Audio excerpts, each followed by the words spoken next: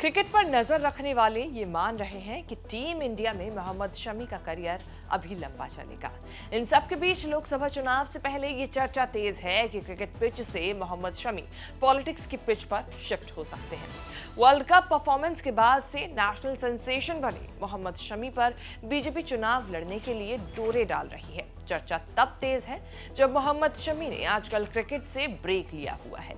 Mohammed Shami UP के अमरोहा के रहने वाले हैं। कहा जा रहा है कि बीजेपी शमी को बंगाल की बशीरहाट सीट से चुनाव लड़ाने की सोच रही है। बशीरहाट सीट तृणमूल कांग्रेस के पास है, जहां से ममता बनर्जी ने 2019 में एक्ट्रेस नुसरत जहां को पहली बार चुनाव लड़ाकर जिताया था। बीजेपी का इंटरेस्ट ये है कि मुस्लिम बहुल बशीरहाट लोकसभा सीट पर मोहम्मद शमी बीजेपी के लिए सीट जीतने के मास्टर स्ट्रोक हो सकते हैं। बशीरहाट लोकसभा 1980 से 2009 तक कम्युनिस्ट पार्टी ऑफ इंडिया यानी कि सीपीआई के पास रही।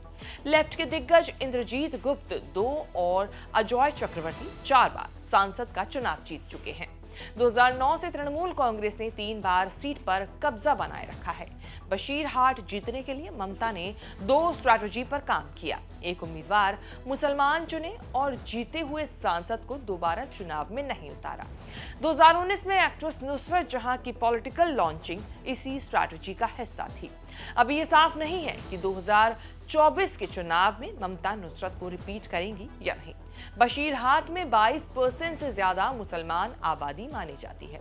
इंडियन एक्सप्रेस की एक रिपोर्ट के मुताबिक बशीरहाट में करीब 54% वोटर मुसलमान हैं। बड़ा हिस्सा बांग्लादेश से लगता है। मुसलमान बहुल होने से ही बीजेपी को किसी तगड़े मुसलमान चेहरे की तलाश है। वैसे 2009 से पहले वाले चुनावों में बशीरहाट का पैटर्न ये कतई नहीं था कि चुनाव मुसलमान उम्मीदवार ही जीतेगा। बशीरहाट की सीट बीजेपी ने भले न जीती हो, लेकिन पिछले 3 चुनावों में उसका जनाधार लगातार बढ़ा है। 2009 और 2014 में बीजेपी तीसरे नंबर पर रही, लेकिन 2019 में नुसरत जहां वाले चुनाव में बीजेपी के उम्मीदवार सायतन बसु ने 30% से ज्यादा करीब 4.25 लाख वोट लेकर सनसनी मचा दी थी। यहीं से बीजेपी को लग रहा है कि नुसरत की टक्कर में कोई मुसलमान उम्मीदवार हुआ तो बशीरहाट जीता भी जा सकता है।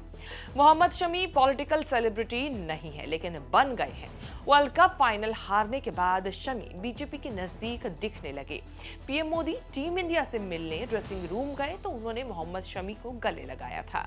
शमी की सर्जरी हुई तो पीएम ने सोशल मीडिया पर जल्द ठीक होने के लिए शुभकामनाएं भी दी। सीएम योगी ने अमरोहा में मिनी क्रिकेट स्टेडियम बनवाने का ऐलान भी किया हुआ है।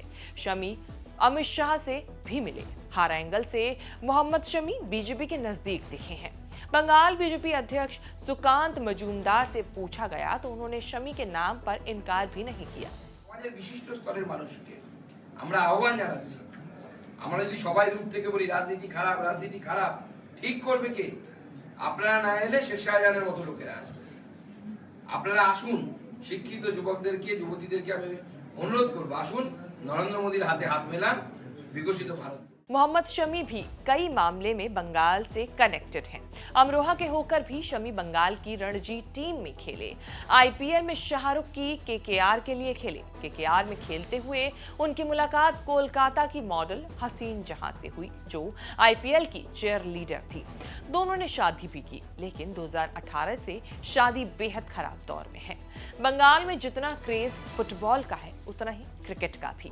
सौरव गांगुली तो कहे ही जाते हैं बंगाल टाइगर। 2021 के विधानसभा चुनाव से पहले पार्टी में लाने के लिए अमित शाह ने गांगुली पर भी बहुत इंटरेस्ट दिखाया था, लेकिन सौरव गांगुली काबू में नहीं आए, न आज तक राजनीति में आए।